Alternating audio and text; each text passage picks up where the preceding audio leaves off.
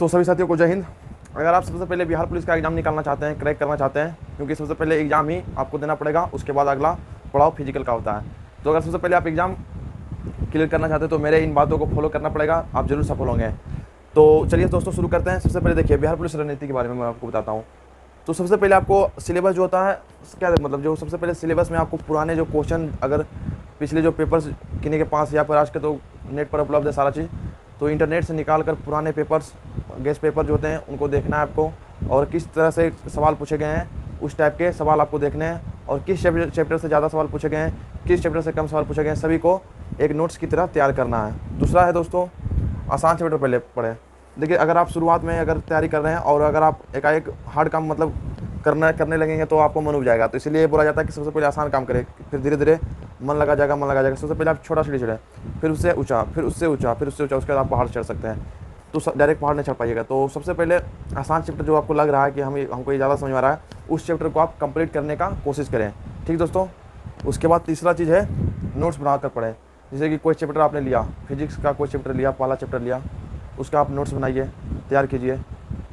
Chemistry का कोई chapter लिया, उसका नोट्स बनाइए, तैयार कीजिए, उसके बाद याद कीजिए। या फिर रटिए नहीं, ऑब्जेक्टिव होता है, या फिर गेस्ट पेपर से छाटिए, पुराने क्वेश्चन बैंक से छाटिए।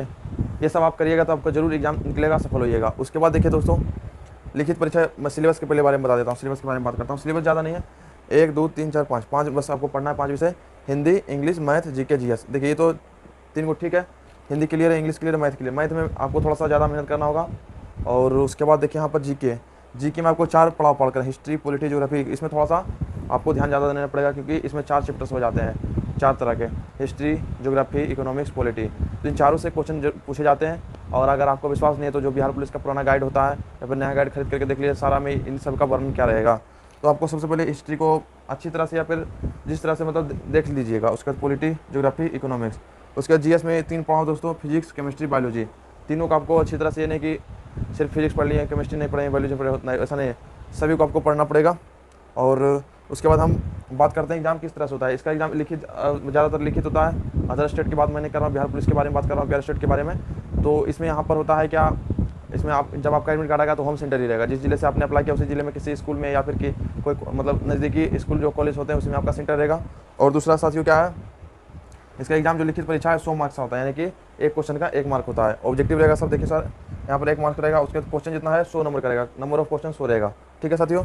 और टाइम की बात करें तो 2 घंटे टाइम। अगर आपने इतना मतलब नियमित रूप से, अगर आपका एडमिट कार्ड आ गया तो अभी भी 1 महीना बचा हुआ है जिस तरह से आपका डेट है, तो अगर आपने इस तरह से रणनीति की तैयारी की तो जरूर आपका महादेव की कृपा से आपका रिजल्ट जरूर होगा।